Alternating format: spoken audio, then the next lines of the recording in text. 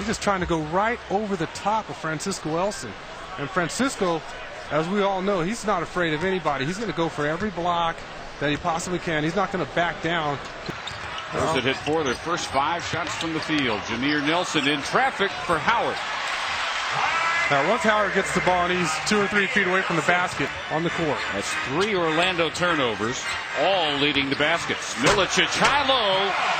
Dwight Howard, he has 6 of their 8. Spurs 8 of their first 12 after a hot shooting night start to finish in Washington. Howard steps straight on and hits the hook over Oberto. If you're going to double team him, you've got to come. 8 points and a couple of rebounds.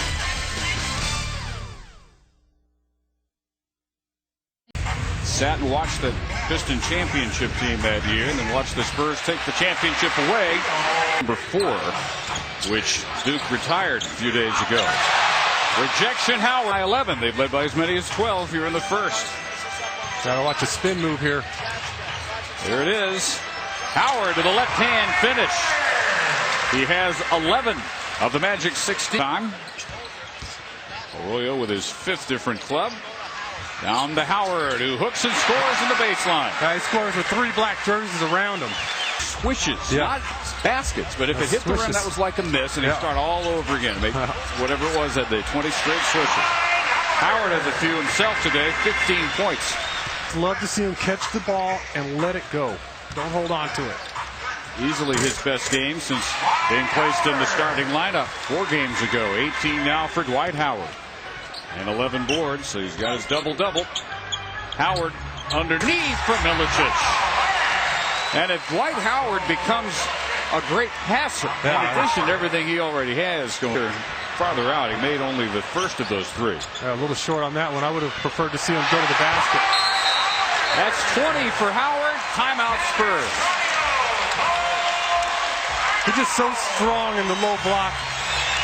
You've got to come with some type of help. So strong and athletic, and he looks like he was locked in the weight room this summer. You watch this here. He's allowed to operate against Timmy. Loves that drop step. Just too powerful underneath. Magic have come from 18 down to within 6, middle of the 3rd. Howard was open for a lob. There's the lob, and it came from straight on from Carlos Arroyo. He was open the first time. Just didn't have the pass. Dwight Howard, alley-oop from Arroyo. Berto just trying to beat him to a spot. Dwight Howard does a great job spinning off of him. And all you have to do is throw it up there. Look at that, above the square. And now Parker draws the Nelson assignment. Jameer sets up the alley-oop for Howard. Wow, does he get up there? He says, if you crowd him too much, he's able to go by you. And then when Tim is forced to step up, you just throw the ball anywhere in the air near Dwight Howard. And he was even late reacting to that. He's a little young to get that call, isn't he? Exactly. Parker tried to reverse on Howard.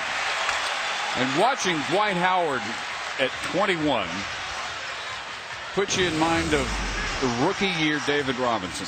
Oh, no question. I mean, you have to be a mile away from him to get your shot. Parker has penetrated against Turkoglu. Parker pulls up, blocked by Howard with 7/10, now 2/10 showing. And they're going to say put half a second back, and it'll be 7/10 of a second by Parker to win it at the buzzer. Tony does the right thing. He penetrates that Turkoglu, but look at Howard. How far away from the basket is he? He's in a different county. And he's still able to get up there and block that shot. I mean, that tells you something. He's got so much range as a defender. Ben Wallace. And he comes with that type of attitude. He's got more physical ability than Ben Wallace. He's a better athlete.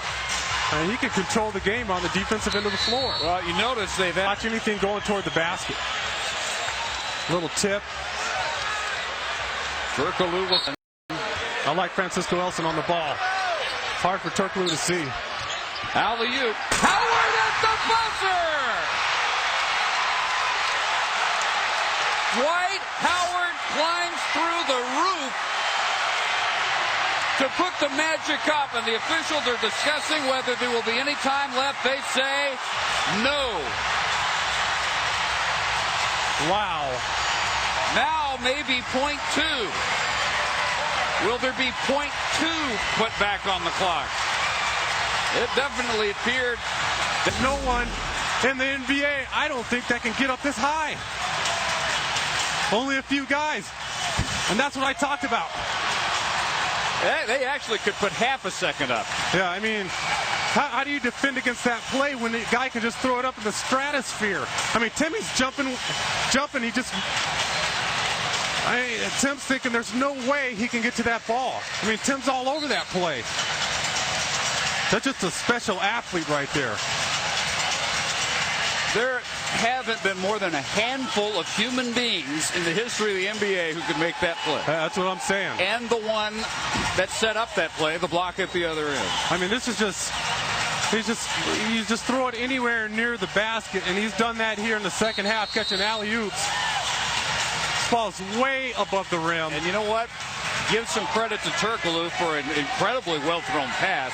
Also, the Spurs should have half a second to play with. They've only put 2 of a second up there. But clearly, there was .5 when that ball was hammered through by Magic, right? Dwight Howard's incredible physical gifts to a game-winning slam dunk after a game-saving block shot. And you have Francisco Elson on the ball. That forces the pass even higher. That play is indefensible.